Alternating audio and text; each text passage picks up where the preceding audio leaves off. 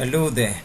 Now it's time for another biology lesson. So we'll continue on our series of lessons concerning microorganisms. Now today we'll be looking at microorganisms in action. Now the objectives of this lesson is to help learners describe the beneficial effects of microorganisms, describe the harmful effects of microorganisms, describe how harmful microorganisms are spread, and to state how to control harmful microorganisms, also called pathogens.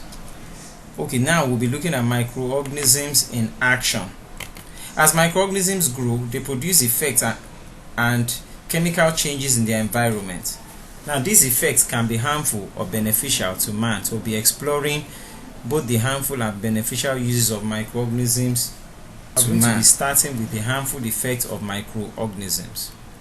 The harmful effects of microorganisms can be divided into three. Microorganisms cause diseases and death of plants and animals. They cause food spoilage and destruction of textile, clothing, and other household materials. Now, if you look at this picture right here, it shows the harmful effects of microorganisms. Now, harmful microbes produce toxins to spoil our food, leading to food poisoning. You see, that has to do with food spoilage. Harmful microbes can spoil our leather or clothes. Yes, like molds, they can cause, spoilage of leather and clothing material. Harmful microbes can also cause diseases in humans, animals, and plants. Now, moving ahead, we're looking at the beneficial effects of microorganisms. Now, we'll be looking at it in three ways. We'll be looking at the beneficial effects of microorganisms in nature. We'll be looking at the beneficial effects of microorganisms in industry, and we'll also be looking at the effects of microorganisms or beneficial effects in medicine. Now, starting with nature, microorganisms like rhizobium, which are nitrogen-fixing bacteria, Nostoc Clostridium, helps in nitrogen fixation. Yes, rhizobium in a symbiotic relationship with the root nodules of leguminous crops can help to trap atmospheric nitrogen and fixing it into the soil, causing the plants to have access to nitrates, which is beneficial for their proper growth and development. Now, the algae, is part of the aquatic food chain, so which plays a major role in the aquatic food chain. And also, bacteria and fungi also help in organic matter decomposition, which helps to keep our environment, from being filthy. And also, in compost making and silage making, microorganisms, especially bacteria, also help in this process as well. In industry, yeast, which is usually used as a rising agent, is used to make bread. Yes, in bakery, and also in the production of ethanol, or in the brewing industry in the production of beer. So yeast plays a very vital role in making in the fermentation process to produce alcohol and also to produce beer. It's also beneficial in the production of vinegar and also in the production of yogurt. In medicine, microorganisms are used in the production of antibiotics, e.g. streptomycin by Streptomycetes, and also penicillin helps in the production of the antibiotic penicillin. Microorganisms also help in the production of vaccines for disease treatment, and also in the synthesis of vitamin B2 and vitamin B complex. So you can see right here, this picture right here demonstrates the usefulness or beneficial effects of microorganism, which has health benefits, environmental benefits, helps in food production, and in medical purposes. Now, we'll be looking at how pathogens or microbes are spread.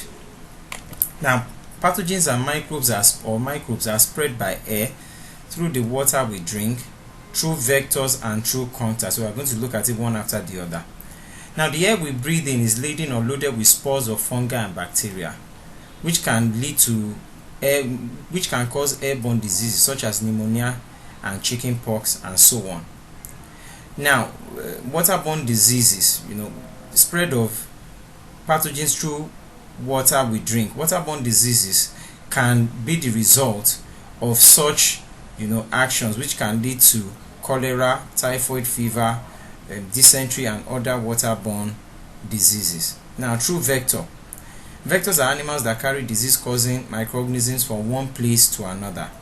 Now, examples of vectors are mosquito, tsetse fly, dog, cat, man, rats and rodents, black flies, and so on. Now, all these help to transmit diseases. For instance, mosquito helps to transmit Plasmodium species, which causes malaria. Now, through direct or indirect contact. As animals make contact, microbes are transmitted from one animal to another. Examples of diseases that are transmitted by contact include measles, conjunctivitis, anthrax, tetanus, and so on.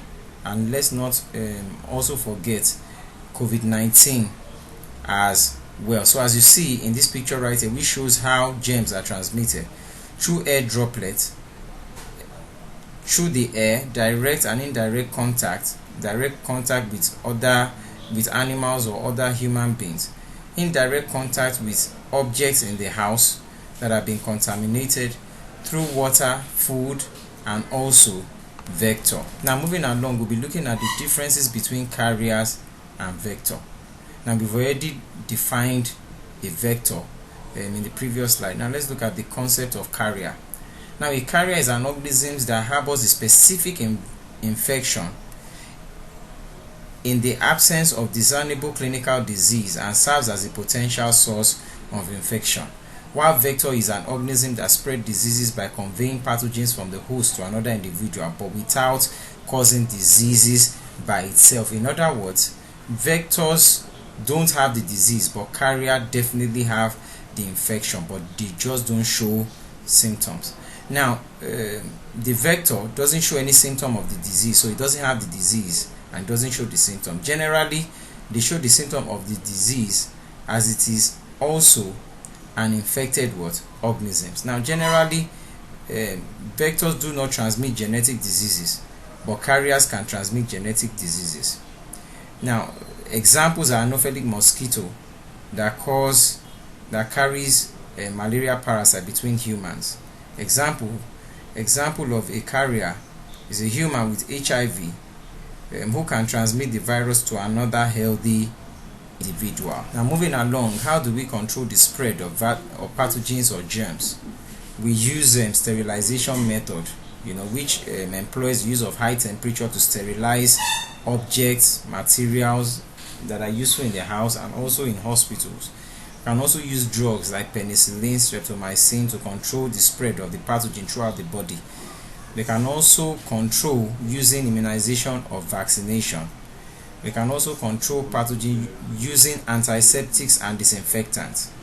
We can do that also by the destruction of vectors like rats, rodents, houseflies, mosquitoes. We can also use quarantine services to stop the spread of certain pathogens, especially during the time of Ebola and COVID-19. Quarantine services played a huge role to curb the spread. Health education, personal hygiene, all these are relevant in controlling the spread of microbes, germs, or pathogens. So as you have here, you cover up cuts and wounds, you clean and disinfect work surfaces, keep your immunizations up to date, be aware, be educated on what to do, use protection where necessary, wash your hands regularly. All these are necessary for this to curtail the spread of disease pathogens. Now, with this, we've come to the end of today's lessons. Now, let's take a quick look at the summary. As microorganisms grow, they produce effects and chemical changes in their environment. These effects can be harmful or beneficial to man. Microorganisms can cause harm by causing diseases, food spoilage, damage of textile, clothing, and other household materials. Microorganisms are beneficial in nature, medicine, and industries. Pathogens can be spread through air, water, vectors, and contact. The spread of pathogen can be prevented or controlled by the use of drugs, antiseptics or disinfectants, personal hygiene, vaccination, and so. Now, I want you to pause this video and go through this assessment. Attempt to answer all the questions to see how much of the lessons that you have imbibed, and I will see you again in the next lesson.